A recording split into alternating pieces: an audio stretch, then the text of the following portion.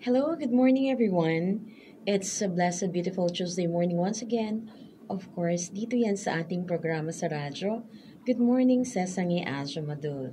This is Amalia Mito once again at patuloy na bumabati sa lahat ng Anyong Haseyo Yorobun. Dito yan sa ating programa sa radyo at Guanag FM 100.3 MHz.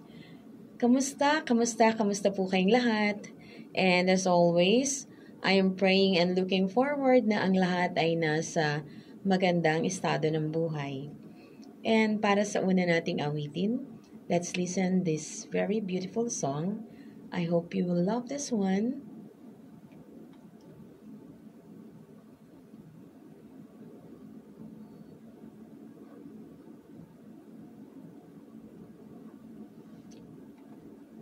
It's entitled Dear Heart.